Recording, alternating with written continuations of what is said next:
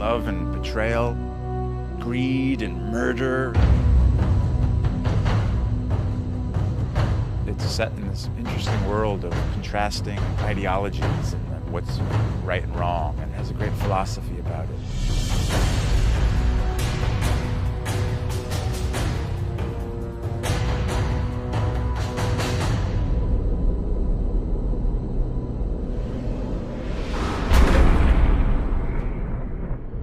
Game of Thrones is about power struggles in a fantasy kingdom called Westeros, and it's about a struggle for the Iron Throne, which is the seat of power in this kingdom. There's a war coming, Ned.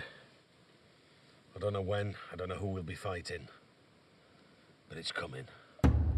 At the core of it, there's a conflict for power between two great houses initially, House Stark and House Lannister. The other major houses are all contenders as well. It's a suitably complicated political situation. The old truth that power corrupts, I think, is very valid. And it shows in this series. You see characters that come into power and how they change. In a way, it's about how people forget to see the bigger picture. There's a common threat that everybody kind of ignores because they're too busy pursuing their own interests. And meanwhile, outside the Seven Kingdoms, two great threats are rising. One across the sea in the exiled Targaryen siblings, and another one far to the north, beyond the Wall, which is the boundary of the Seven Kingdoms, in lands of perpetual ice and cold, where a supernatural threat is stirring. It's very different from anything that's been done. I can't think of another fantasy which is as dark as this one is, which is as gritty and as real. Every single character is incredibly complex. You think you know them, you think you've got them pegged as what they seemingly are, but they really aren't. Is there someone in your service whom you trust completely? Yes. The wiser answer was no, my lord. It's not a good guys, bad guys story. It's a story where everybody is pursuing their own interest and everybody is following their own code, and it's about those interests and those ethics coming into conflict with each other, and it just provides a much richer story than the guys in white beating the guys in black. Lord Baelish, perhaps I was wrong to distrust you. Distrusting me was the wisest thing you've done since you climbed off your horse.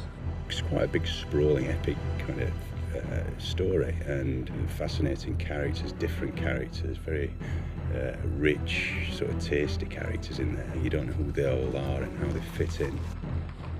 Shouldn't be out here, my lord. There's no telling who has eyes where.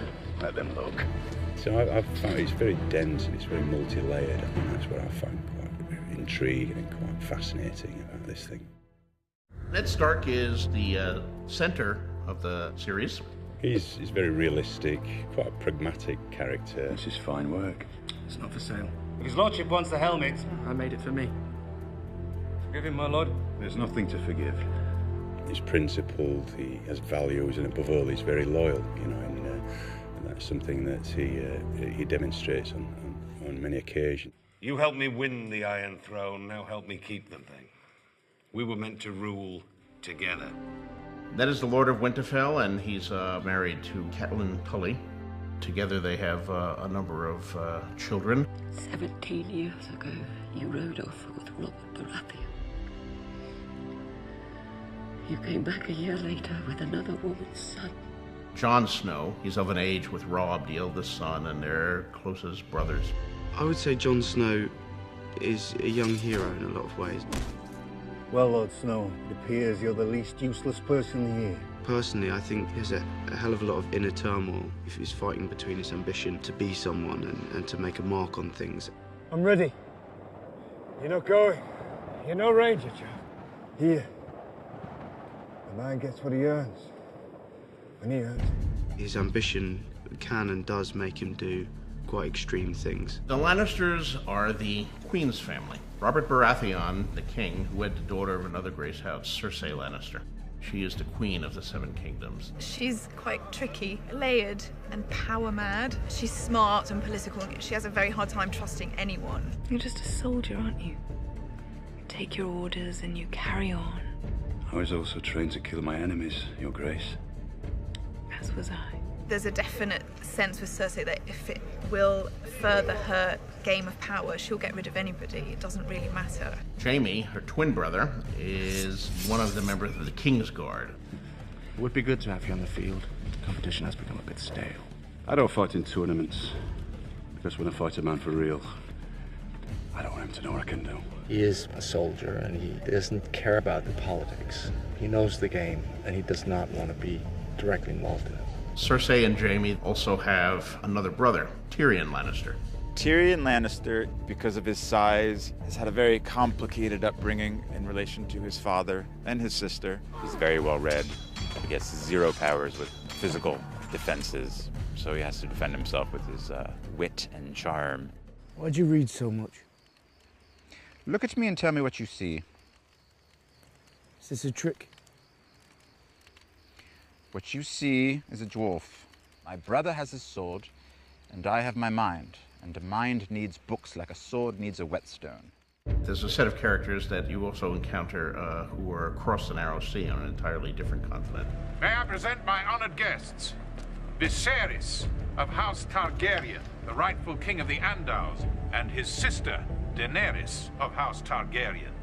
He's a man on a mission. He's fairly obsessive about one thing, which is regaining his crown. When they write the history of my reign, sweet sister, they will say it began today. He's very bitter and resentful of the people who took it from him, and he carries a huge burden. His sister is Daenerys Targaryen, also known as Daenerys Stormborn. Tell them to stop. You want the entire horde to stop? For how long? Until I command them otherwise. She goes on such a journey. She gets put up with a lot of obstacles coming her way, and every time she overcomes them, she succeeds, and she kind of just gets stronger and stronger as she goes on. She's an incredible, incredible, wicked person. There's plots within plots and wheels within wheels, and many people competing for one seat. Going into this, it's always been something very important to us, that things never look fake. For us, it's more about creating this world and making it an authentic and believable world, but it's not our world. We were lucky enough to have the help of a tremendously gifted art department. I'm responsible for the look of the show, from the kind of the floor to the sky. I'm working out what the CGI is going to be, the whole look of it from there downwards, so that we have a complete look to the series. You've got to create a world from scratch that feels like you're in a different time and different place. So it's creating different environments that work, that feel real but don't feel like, you know, either contemporary or known periods. That's the main thing. The biggest challenges have been, I guess, the scale of the event. We've created very high standards for ourselves. It's a lot of bits to this, and it just has been a lot of stuff to pull together. Gemma Jackson really ranged far and wide to find the artistic resources and the stylistic resources to give us a world we haven't seen before. There's an Arctic wasteland, which is very far north, and you go all the way to a more desert wilderness and everything in between. Our brief was to try to combine interesting visual elements from a lot of different societies and periods. So we spent a lot of time researching medieval Europe. We looked at Oriental influences, we looked at Asian influences, we looked at the subcontinent, we looked at African influences. We tried to find references from a lot of different civilizations in different times and combine them. You try and create a world that's based in real physics, even if it's fantasy, there has to be a reality to it or it will just look like a set.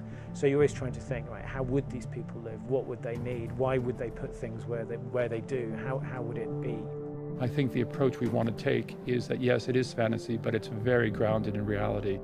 And I think we want to make it as real as possible. And that's the same approach we're taking with absolutely everything. And I think as the series goes on, you'll see the great difference between the four worlds in which the series inhabits. So it's very important that it have a completely different look and that the light be different and topography. We've been given the luxury of being able to span various countries. So we scouted probably, 14 different countries when we're trying to decide where to shoot and why ultimately we decided to shoot Northern Ireland. You drive 25 minutes and you're at some beautiful forest somewhere, and you drive 45 minutes and you're at this great old castle.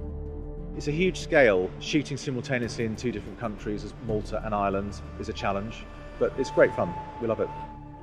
It's one of the fun things about this show is that we get to make it up. We're not hewing to any particular historical period, absolutely. This is a fantasy series, and that gives us a lot of freedom, and that's part of the fun of it. Fantasy is always bigger.